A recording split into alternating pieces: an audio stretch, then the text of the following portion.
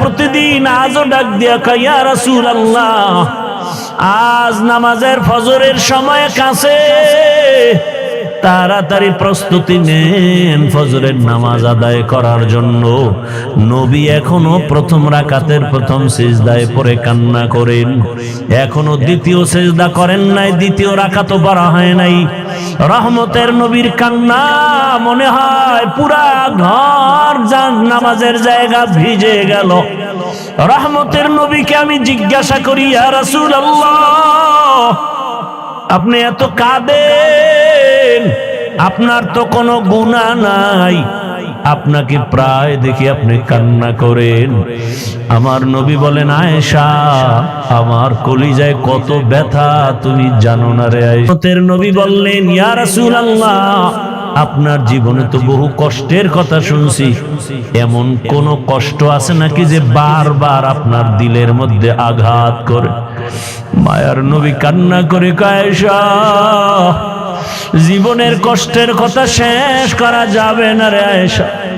3টা বছর পর্যন্ত আমার কওমের লোকেরা গৃহবন্দী করে রাখছে, পানি দেয় নাই, খানা দেয় নাই, গাছের পাতা চাবাইয়া চাবাইয়া পেটের ক্ষুধা নিবারণ করেছি, পেটে পাথর বেঁধেছি। ও আয়েশা, এত কষ্টের মাঝে আমার সব থেকে বেশি মনে পড়ে তায়েফের জমিনের পাথরের আঘাত। আমি যখন কালেমার দাওয়াত নিয়ে তায়েফের জমিনে চলে গেলাম, ওই তায়েফের বেঈমানেরা ছোট ছোট বাচ্চাদেরকে লেলিয়ে দিয়েছে। ওই তায়েফের ছোট ছোট বাচ্চাগুলো পাথর হাতের মধ্যে নিয়া আমার শরীরে বসা পড়ে না, বাসি পড়ে না রে আয়েশা। ওই তায়েফের ময়দানের ছোট ছোট বাচ্চাগুলো এত জোরে জোরে পাথর মেরেছে, মনে হয় যেন পাথরের আঘাতে বৃষ্টির মতো আমার শরীর থেকে রক্ত পড়িয়া জুতা মোবারক আটকায় গেছে।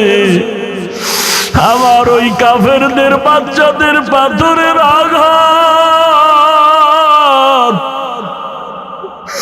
আমার শরীর থেকে রক্ত পড়িয়া জুতা আটকায় গেছে, আমি সহ্য করতে পারি নাই। আসমান থেকে আমার আল্লাহ জিবরাইলের পাঠায় কয়, যাও যাও। আমার মায়ার নবী কান্না করলে আমি আল্লাহ সহ্য করতে পারি না। জিবরাইল আমিন আসি আমাকে বলে, নবী আপনি কাঁদিয়েন না, আমার মাওলা সহ্য করতে পারেন না, আপনি এখন অর্ডার দেন তায়েফের জমিন উল্টায়া ধ্বংস করে ফেলি। মায়ার নবী বলে, ভাই জিবরাইল ওদের মারিও না, ওরা জানে না আমি কেমন, ওরা জানে না আমি কেমন, আমি কত বড় অসহায়, আমি কত বড় ইয়তীম। এই তায়েফের মানুষ জানে না আমি যে বাবা হারা সন্তান। আমি দুনিয়াতে আসি একবারও বাবা বলে ডাক দিতে পারি না, বাবার আদর থেকে আমি বঞ্চিত, মায়ের আদর থেকে আমি বঞ্চিত। ও জিবরাইল এদের মারিও না। ও আয়েশা, ওই তায়েফের কথা মনে পড়লে আমি আর সহ্য করতে পারি না রে আয়েশা। আমার শরীর থেকে কি পরিমাণ রক্ত জমিনে পড়ে গেছিল। আমি অসহায়, আমার বাবা নাই, আমার মা নাই, দাদাও চলে গেছে। এত কষ্টের জীবন আমার রব আমাকে এত আদর করেছেন। ওই মা হারা বাবা হারার ভেতর আমি আমার রবেরে ভুলি নাই। ও পর্দার আড়ালের মা বোনেরা, ও বৃদ্ধ বাবাজিরা, ও যুবক বাবারা, এই ময়দানে কত আল্লাহর বান্দা আছো, মা নাই, বাবাও নাই। আজকে মা হারা বাবা হারা সন্তানের কলিজায় কত আঘাত। এই মা বাবার চোখের পানি আর দোয়া ছাড়া মানুষ হওয়া সম্ভব না রে বাবা। ওই মায়ের চোখের পানি, বাবার চোখের পানি আর কষ্ট আজ আল্লাহ চেহারে বসাইছেন। ওরে মা বাবার জীবনের কষ্টের ঋণ আদায় করা যাবে না রে সন্তান। আমার মায়ার নবী কাঁদেন মা হারা বাবা হারা হয়ে। ও এতিম সন্তানেরা, ওই মা বাবার চেহারাটাও কি মনে পড়ে না? কবরের মধ্যে রেখে কেমনে আরামে ঘুমাও? তোমার আমার মা জীবনে কত কষ্ট করেছে, একটু চোখ বন্ধ করে খেয়াল করো বাবারা।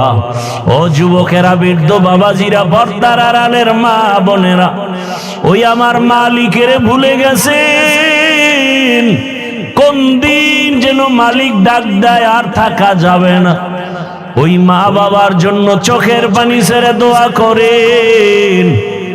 কত বাবা এত কষ্ট করে করে সন্তানকে বড় বানাইছেন। এক সময় বাবা চাল কিনতে পারে নাই, ডাল কিনতে পারে নাই। কত বাবার মনে চাইতো ইলিশ মাছ খাবে, কিনার মতো টাকা ছিল না।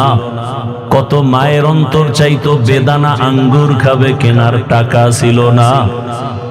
আজকে সন্তান তোমার ঘরে মাছের অভাব নাই, ফলের অভাব নাই, কিন্তু ওই মাছ আর ফল কে খাবে? মা বাবার সাদা কাপড়ের প্যাকেট হয়ে কবরে পড়ে আছে।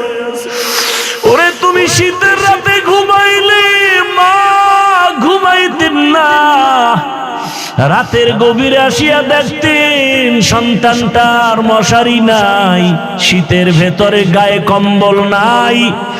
মা বারবার কম্বল উঠায় দেয়, মশারি টানায় দেন।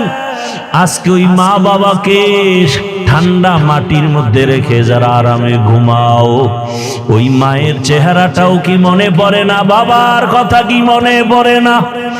ওই মা বাবার ঋণ আদায় কেমনে করবা?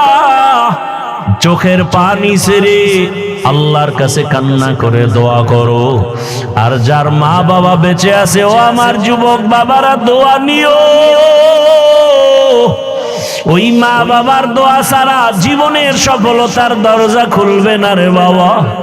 ও আমার কলিজার যুবক, ওই মা বাবারে কষ্ট দিও না রে বাবা। যদি বাবাকে পাও, হাতটা ধইরা দোয়া নেওয়ার চেষ্টা করিও। এই রত্ন হারায় গেলে আর জীবনে পাওয়া যাবে না। ওই বাবারে পাইলে দোয়া নিও, জীবনের সফলতার দরজা খুলে যাবে।